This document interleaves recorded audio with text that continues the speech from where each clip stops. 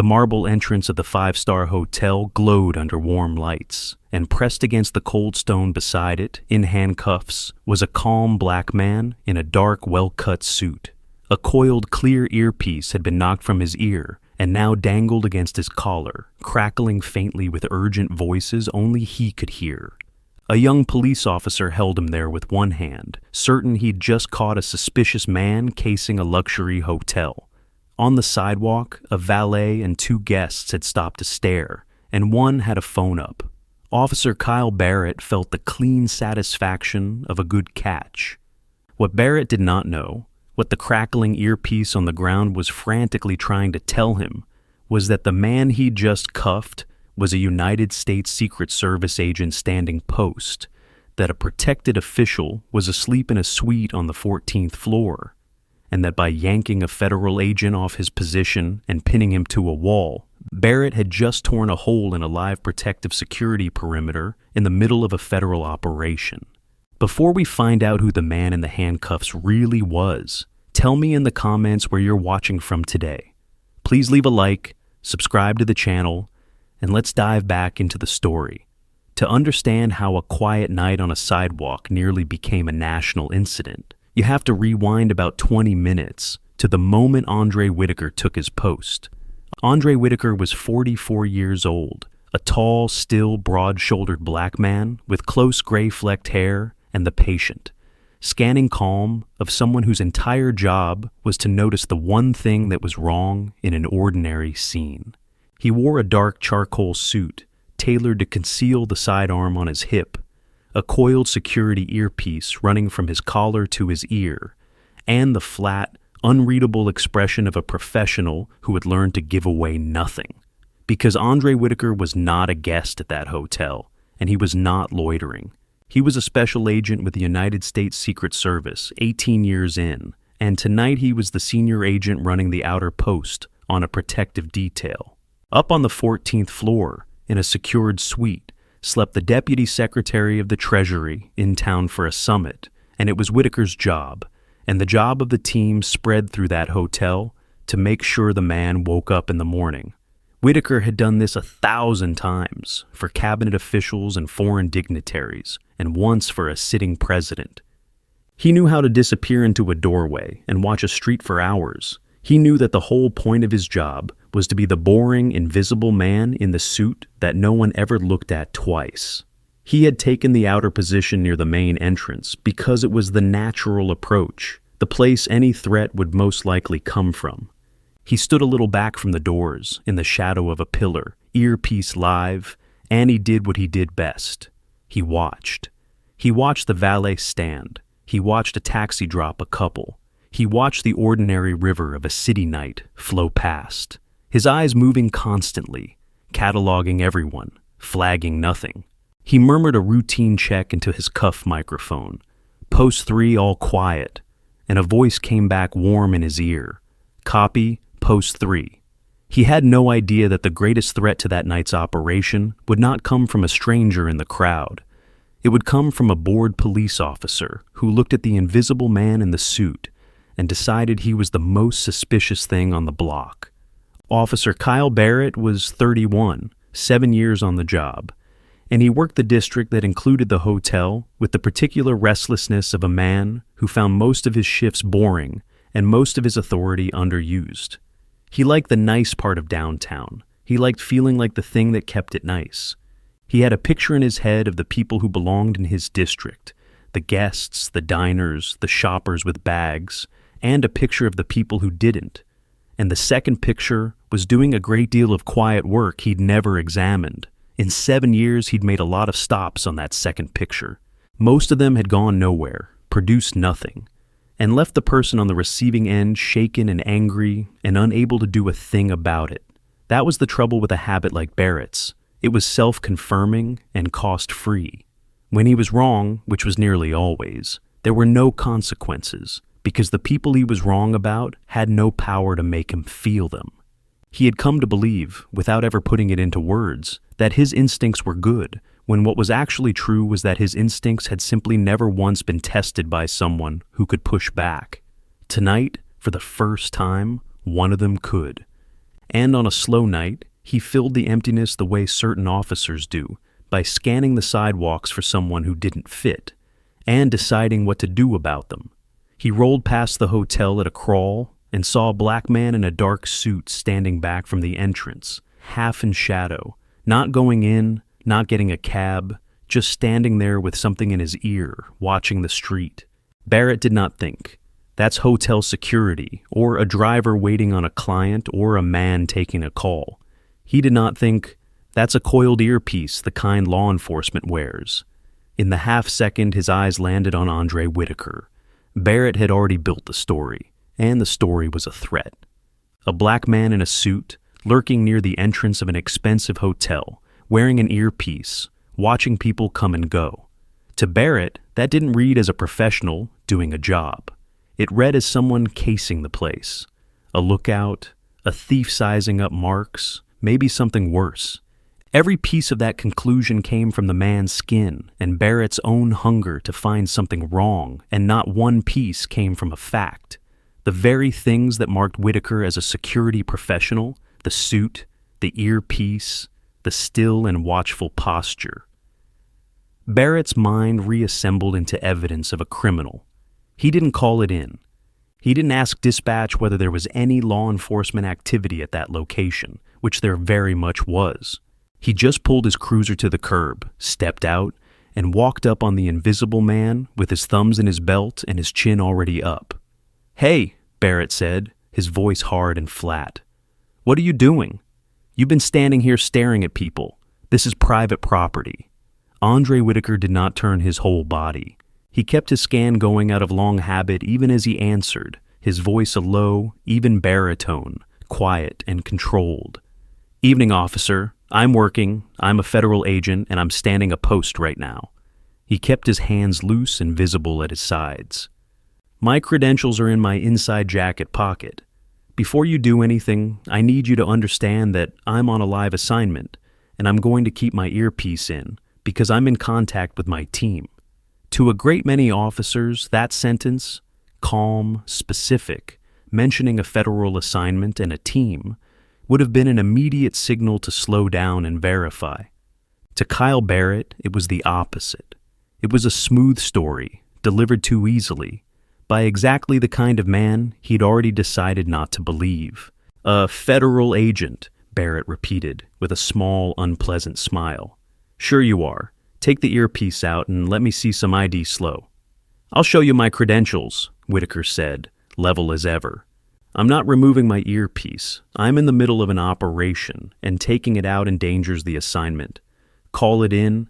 Ask your dispatch to confirm there's a federal protective detail at this hotel tonight. They can verify me in 60 seconds. And that was the moment Officer Kyle Barrett decided the calm was arrogance, and that the earpiece the man refused to remove was defiance. What Barrett read as arrogance was, in truth, the most careful thing Whitaker had ever learned to do. Every word he chose at that curb was deliberate. He kept his sentences short and factual. He announced his intentions before he formed them into movement. He offered the officer the single easiest path to the truth, call dispatch, precisely because it took the decision out of both their hands and put it on a recording and a database. He was doing, under pressure, exactly what he'd been trained to do, and exactly what a lifetime as a black man in America had trained him to do long before the Secret Service ever did. And the tragedy of the moment was that the two sets of training were the same. Stay calm. Keep your hands where they can be seen. Give them no excuse. He was following the rules perfectly, and it was not going to be enough, because the officer in front of him had already decided the rules didn't apply to a man who looked like him. Now, here is what Officer Barrett could not have known, as he stood there ordering a federal agent to disarm himself of his own earpiece, and what that agent had just told him, plainly, and been disbelieved. The man Barrett had decided was casing the hotel was Special Agent Andre Whitaker of the United States Secret Service, the senior man on the outer post of a live protective detail. 14 floors up, behind a secured door, the Deputy Secretary of the Treasury was asleep under Whitaker's protection. The suit was cover. The earpiece was a lifeline to a team of armed agents positioned throughout the building, and the still watchful posture Barrett had read as a criminal casing the entrance was, in fact, exactly what it looked like.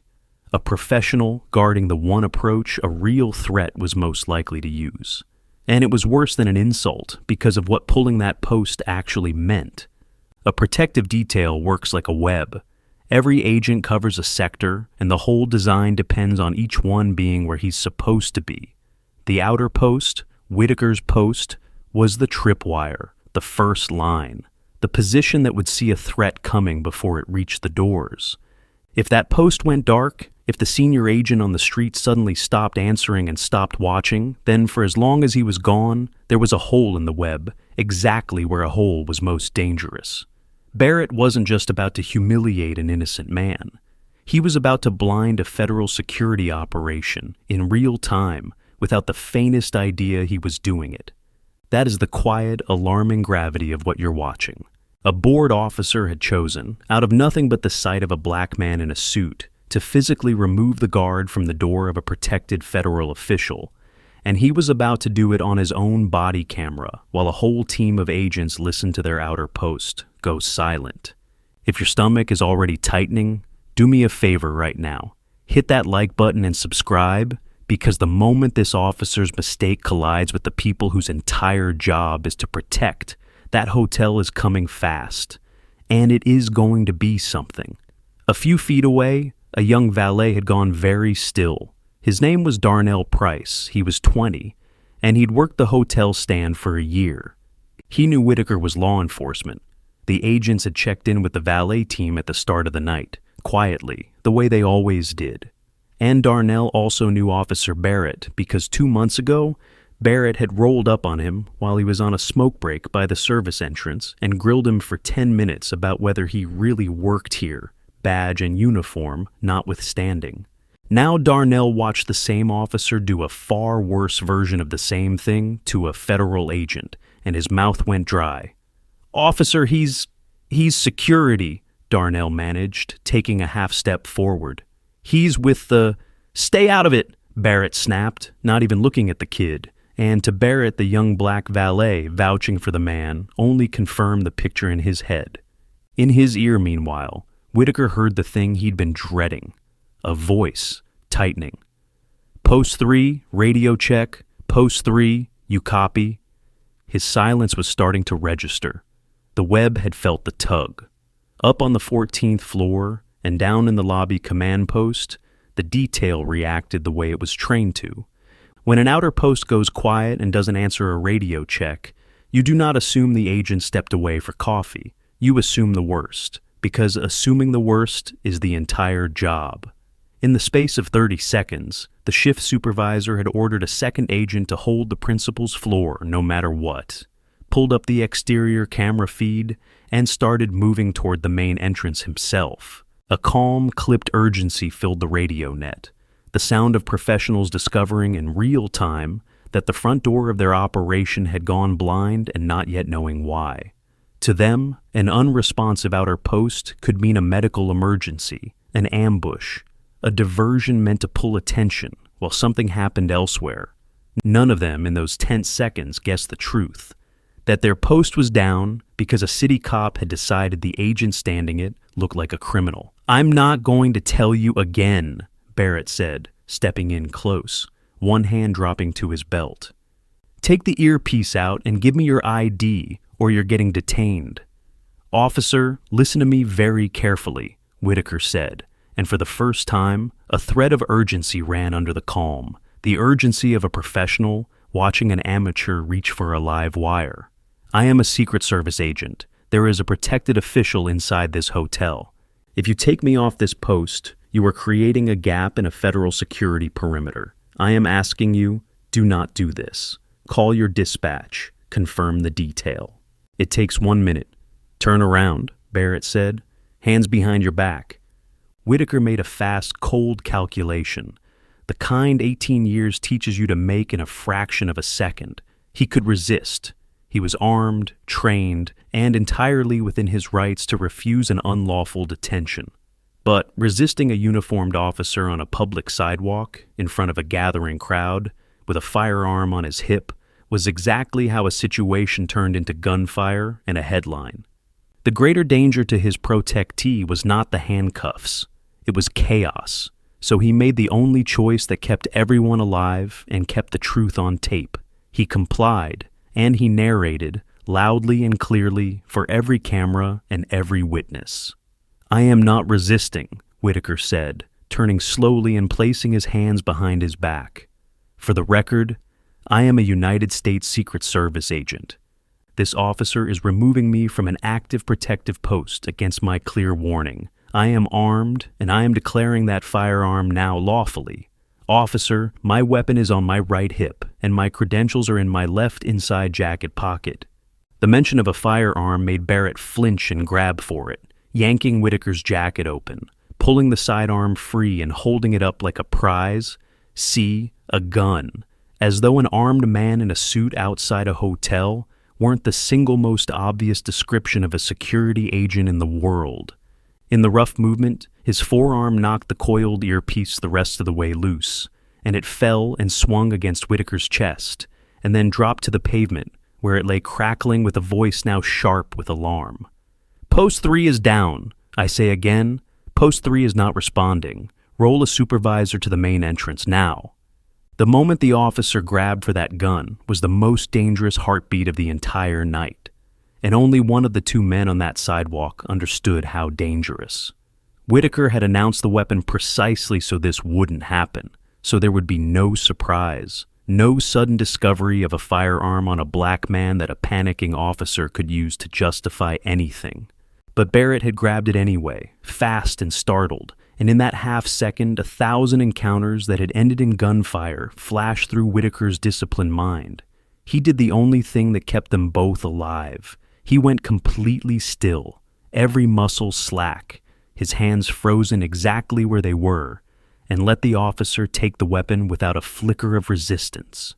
A less experienced man might have instinctively reached to protect his own sidearm, and that reach could have been the last thing he ever did. Whitaker had trained his body over 18 years to override that instinct. It may well have saved his life. It should not have had to. Barrett cuffed him, ratcheting the steel tight, and pressed him against the cold marble wall of the hotel. "You're detained for suspicious activity and refusing to identify," he announced to his own body camera, standing over the disarmed agent with the man's own pistol in his hand. Andre Whitaker turned his cheek against the stone, kept his voice level, and spoke to the camera on Barrett's chest with the flat precision of a man building a federal case in real time. "You have just disarmed and handcuffed a Secret Service agent and pulled him off the post, protecting a member of the cabinet," he said. "That radio on the ground is my team realizing their perimeter has a hole in it. In about 90 seconds, agents are going to come through those doors, and you are going to want to have a very good explanation ready. I told you what I was. You chose not to listen. If you already know those doors are about to open, hit like and subscribe, because what comes through them next is exactly what this officer refused to believe existed. The doors opened. Two men came through them fast and hard, moving with the compact, controlled urgency of people who train for exactly this, a lost post, a possible breach. The lead was Special Agent in Charge Robert Neal, the supervisor running the detail, a lean, silver-haired man whose eyes swept the scene and read it in a single pass. His senior agent in handcuffs against the wall, disarmed, a young patrol officer holding that agent's service weapon. "Federal agents!" Neal barked, holding up his own credentials in one hand, while the other stayed carefully clear. "Secret Service. Officer, that man you have in handcuffs is one of mine. Lower your voice, do not make any sudden movements, and listen to me." Barrett's confidence cracked for the first time. "Stay back. This guy was—" "That guy," Neal said, his voice like a closing door, "is Special Agent Andre Whitaker, and he is standing the outer post on a protective detail for the Deputy Secretary of the Treasury, who is asleep upstairs. You are holding his service weapon. You have just pulled the outer security position on a cabinet official off his post. Do you understand what I'm telling you? At that exact moment, a marked supervisor's car pulled up hard behind Barrett's cruiser, and Sergeant Dale Pike climbed out at a near run. Pike was a 20-year veteran, and he had personally sat in a coordination briefing that afternoon. The routine meeting where the local department is told a federal protective detail will be operating in the district so that exactly this kind of catastrophe doesn't happen. He had seen the agent roster. He had shaken Whitaker's hand. Pike took one look at the man cuffed against the wall and went gray. "Barrett," he said, "tell me you did not just do this. Tell me you did not cuff the federal agent I briefed you people about at roll call." He was already moving. "That's Agent Whitaker, Secret Service. We were told, it was in the briefing, there is a detail at this hotel tonight. It was in the briefing, Barrett." Barrett's mouth opened and closed. He looked at the credentials in Neil's hand, at the sergeant's horrified face, at the pistol he was holding that suddenly felt radioactive, at the earpiece still crackling on the ground, and the whole story he'd built collapsed into a cold, plummeting understanding of what he had actually done. And it was all being recorded. On the sidewalk, the small knot of onlookers had grown, and more than one phone was up now, capturing the scene from angles. Barrett's own body camera never would. The federal supervisor holding his credentials high, the sergeant white-faced and apologizing, the disarmed agent calm against the wall, the young officer frozen with another man's pistol in his hand. By the next day, some of that footage would be online, and the story it told would need no caption. A Secret Service agent on duty, guarding a member of the cabinet, handcuffed against a hotel wall because a cop couldn't imagine a black man in a suit was anything but a criminal. But in that moment, Barrett wasn't thinking about the cameras. He was thinking about the words interfering with a federal officer, and about the fact that the men now surrounding him did not work for his department, did not answer to his union, and did not appear remotely interested in helping him make this go away. SAIC Neil did not waste another second on him. "Sergeant, get those cuffs off my agent right now." Pike was already there with his key, and the steel came off Whitaker's wrists, leaving red bands in the skin. Whitaker rolled his shoulders once, retrieved his earpiece from the pavement, and pressed it back into his ear. "Post 3 is back," he said into his cuff, his voice instantly calm and operational again. "I'm up. I'm fine. Re-establishing the position. I'll brief you in 5. He listened a moment, then looked at Neil. Perimeter was open for roughly 4 minutes. Neil's jaw tightened. 4 minutes was 4 minutes too long, and every person in that huddle who understood the work knew it. Somewhere above them, the deputy secretary slept on, never knowing that for 4 minutes the outer edge of the invisible wall around him had simply not been there. That was the nature of protective work. Its failures were usually invisible too, right up until the moment they weren't. Neil had spent a career praying he would never have to explain to a family or to the country how a gap had opened on his watch. He had come closer tonight than he ever had, and not because of a sophisticated adversary or a lapse by one of his own. He had come that close because a patrol officer had looked at the best man on his detail and seen a criminal. It would be a long time before the cold of that left him. He turned to Pike. "I want a preservation order on this officer's body camera and dash camera and the hotel's exterior cameras immediately, nothing overwritten. This is now a federal matter. An officer of your department disarmed and detained a Secret Service agent and compromised a protective operation. That is not going to be handled with an apology on a sidewalk." Sergeant Pike took Whitaker's service weapon out of Barrett's hand, cleared it with practiced ease, and returned it to the agent, who holstered it and smoothed his jacket closed over it. Whitaker retrieved his credential case from where it had fallen and slid it back into his pocket. And then, for the first time since it began, he turned and looked directly at Officer Kyle Barrett. He did not shout. He did not gloat. When he spoke, it was with the flat, exact calm that was somehow worse than any anger. "Officer Barrett, I told you what I was 4 separate times," Whitaker said. "I told you I was a federal agent. I told you there was a protected official inside. I told you to call your dispatch and confirm the detail, which would have taken 60 seconds and ended this. I told you that pulling me off that post would open a hole in a security perimeter. You heard every word, and you decided none of it could be true, because a black man in a suit standing outside a hotel could only be a criminal in your mind." He paused. "For 4 minutes tonight, because of that, there was no one watching the front of this building. Do you understand what you gambled with? Not my pride, a man's life. That's what the post is. That's what you decided you knew better than." Barrett said nothing. There was nothing to say that the earpiece, the credentials, and the 2 supervisors hadn't already said for him. Whitaker turned back to his principles. "I need to re-establish my post," he told Neil. "We can do the rest of this through the proper channels."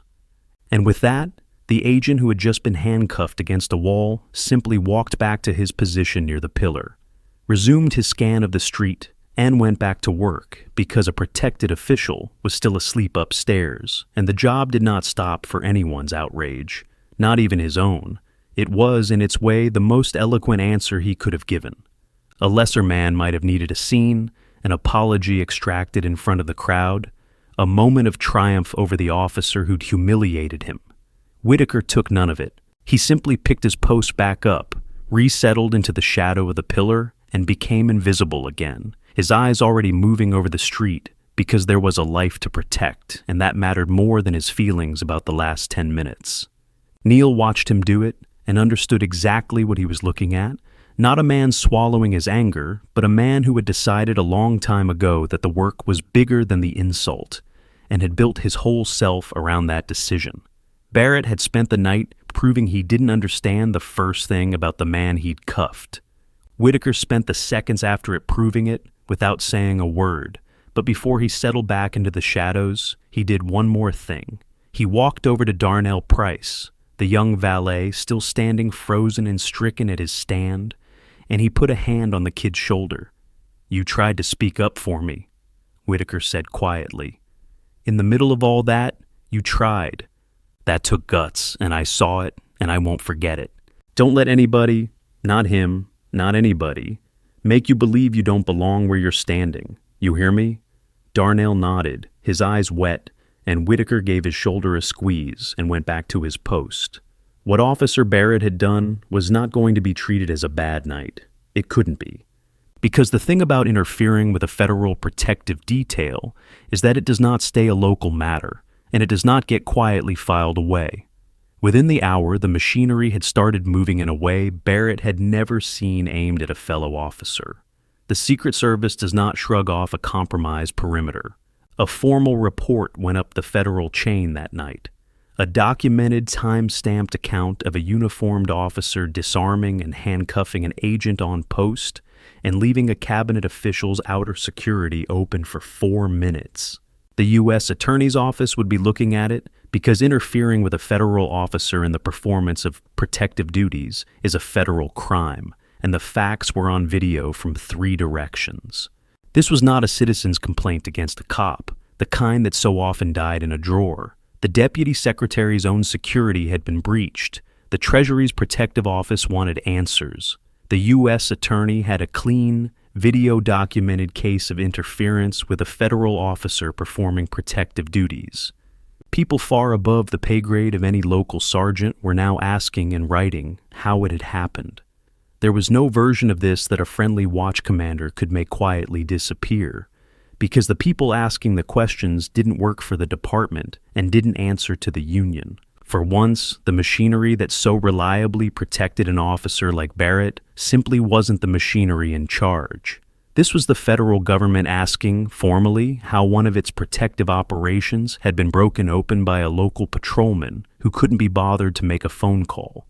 The internal investigation ran alongside the federal one, and neither took long because the evidence was overwhelming and came from every direction. Barrett tried, at first, the thing officers in his position always try. He wrote a report describing a suspicious individual who was surveilling patrons, who had been evasive and non-compliant, who had made a furtive movement toward his waistband, requiring the officer to secure a weapon for safety. It was the familiar language, the language that had smoothed over 100 bad stops before his. He was betting, as such officers always bet, that his account in a report would carry more weight than the word of the man he'd cuffed, But this time, the report had to survive his own body camera, and it didn't. The footage showed Andre Whitaker calm and cooperative from the first word. It showed him identifying himself as a federal agent, repeatedly, and asking Barrett to call dispatch to confirm the detail. It captured him announcing his weapon lawfully, rather than reaching for it. It captured the earpiece on the ground, crackling with a federal team calling for their lost post. There was no surveillance, no evasion, no furtive movement, only a professional telling the truth over and over while an officer refused to hear it. The gap between what Barrett wrote and what his own camera showed did not just sink the incident, it branded him a man who would put a lie in an official report, which follows an officer everywhere. In the interview room, when investigators played the footage for him, Barrett tried to hold the line for a while. He talked about instincts and officer safety and a rapidly evolving situation.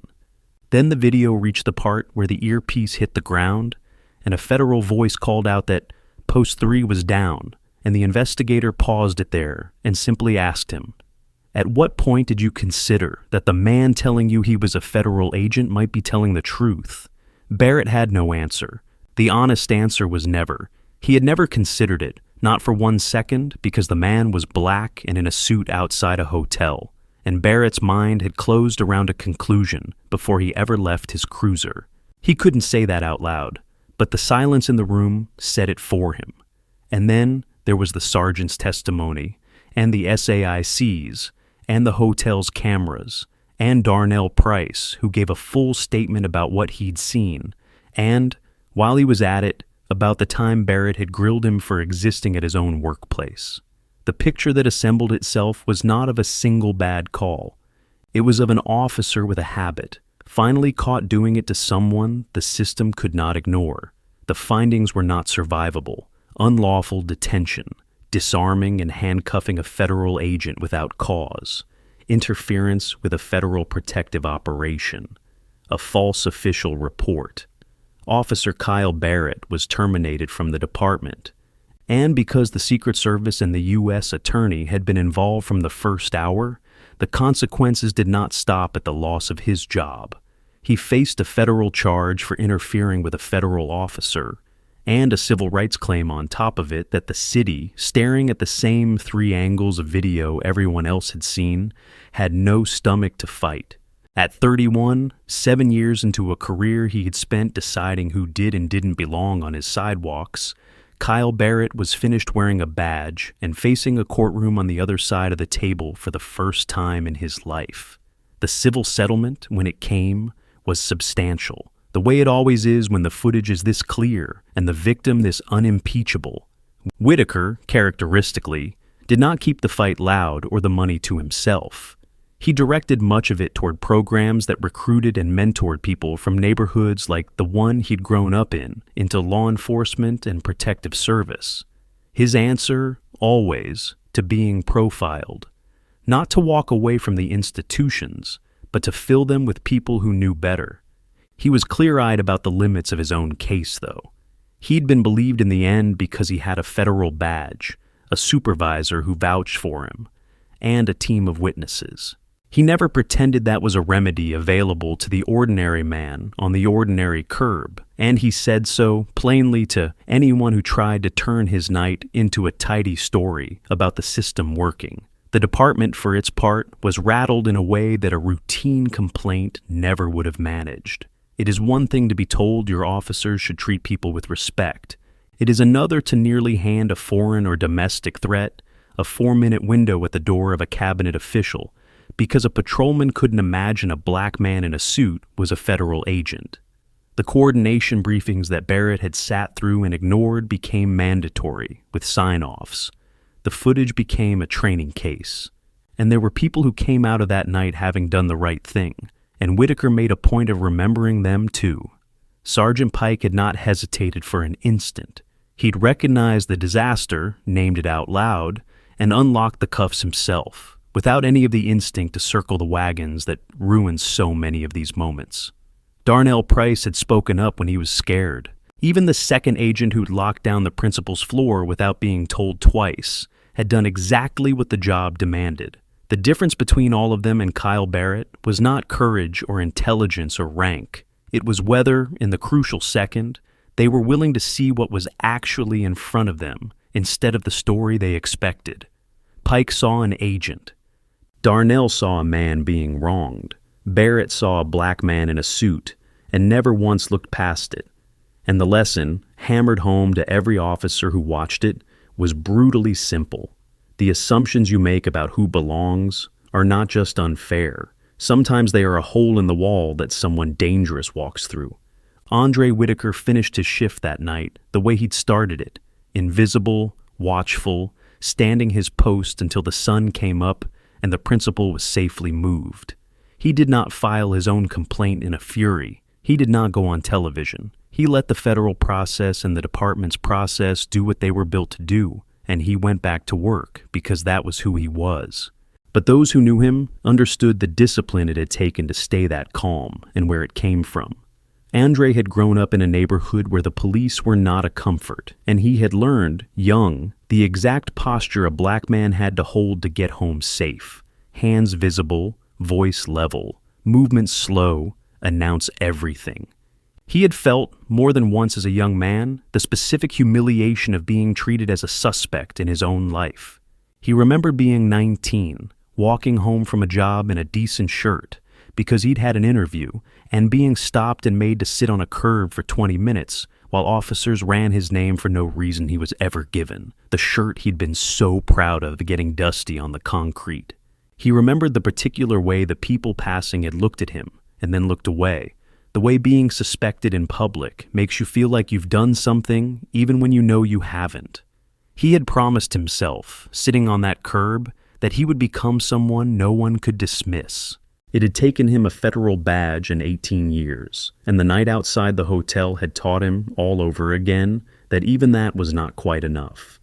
And he had made a choice that surprised everyone who knew him.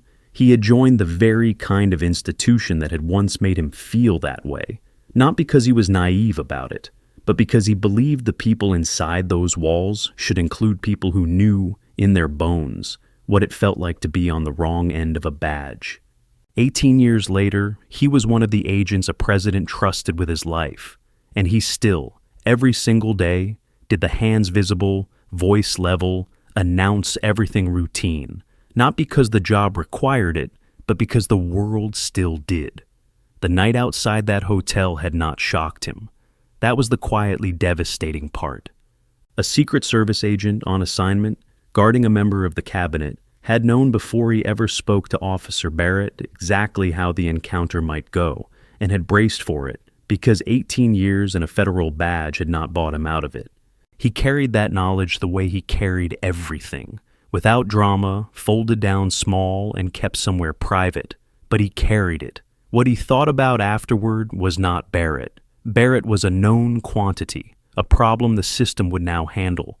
What he thought about was the version of that night where he had a temper instead of training, or where the young officer was more frightened, or where his own hand had moved a half-inch wrong when the man grabbed his gun. He thought about how many men who looked like him did not have 18 years of discipline to draw on, and how thin the line had been, even for him, between a false arrest and a funeral. That was the thought he could not put down. Not what had happened to him. What could have? There was one more thread from that night that mattered to Andre Whitaker more than the investigation, and it was the young valet. Darnell Price had spoken up. He'd been frightened, and it had cost him nothing but courage and gained him nothing but a snarl from a cop, and he'd done it anyway. Tried to tell an officer the truth about a man being wronged. Whitaker did not forget things like that. In the weeks after, he checked in on the kid. He learned that Darnell was smart and steady and had, buried under a valet's uniform and a lifetime of being told to keep his head down, a real interest in a career in law enforcement or protective work that he'd never let himself take seriously. Because no one had ever suggested a young man like him could end up on that side of the badge. Whitaker suggested it. He told Darnell the truth about his own path, the neighborhood, the fear, the choice to join anyway, and he told the kid that the service needed exactly the people who knew what it felt like to be profiled, because those were the ones least likely to ever do it. He connected Darnell with a mentorship program, wrote him a reference when the time came, and kept an eye on him the way someone had once kept an eye on him. It was not charity. Whitaker didn't believe in charity. It was recruitment of the most important kind, finding the young person everyone else looked past and telling him he belonged. A couple of years later, Andre Whitaker was still doing the same job, still invisible, still standing posts on quiet sidewalks watching for the one thing that was wrong.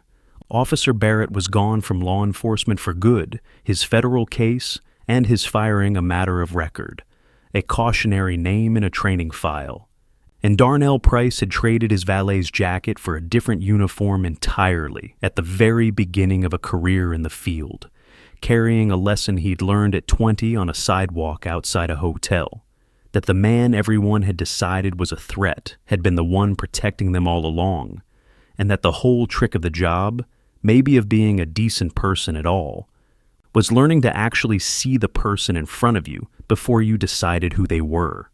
And that's the thing to carry out of this one. Not a single second of what happened outside that hotel had to happen. All Officer Barrett had to do, at any point, was make one phone call, ask his own dispatch whether there was federal law enforcement activity at that location, which there was, and which had been announced to his own department that very afternoon. 60 seconds of listening, instead of assuming, would have ended it before it started. A dark suit instead of a costume, he understood. A black man in an earpiece who was obviously a professional instead of a criminal he'd already invented. That was all the evidence he needed to disarm and handcuff a federal agent and tear a hole in the security around a member of the cabinet. Here's the part worth sitting with. Andre Whitaker survived that night and was vindicated, and even honored quietly within his own agency for one reason. He had 18 years of hard-won discipline that kept his hands still and his voice level when a nervous officer grabbed his gun. Most people don't have that. The exact same assumption that ended Barrett's career could just as easily have ended a life if the man in the suit had been a fraction less trained or the officer a fraction more afraid. Whitaker got a happy ending because he was extraordinary at staying calm under a kind of pressure no one should have to be extraordinary at. Nobody should need to be. So, let me ask you honestly, because I read every comment, have you ever been treated as a threat, as suspicious, as someone who didn't belong before you said a single word, just for how you look standing somewhere? And be honest with yourself for a moment. How often do we glance at a stranger and quietly decide what they must be? Tell me below. That conversation is the whole reason a story like this matters. If this one moved you, do me a favor. Hit that like button, subscribe to the channel, and turn on notifications so the next story finds you. Thank you for watching all the way to the end, and I'll see you in the next one.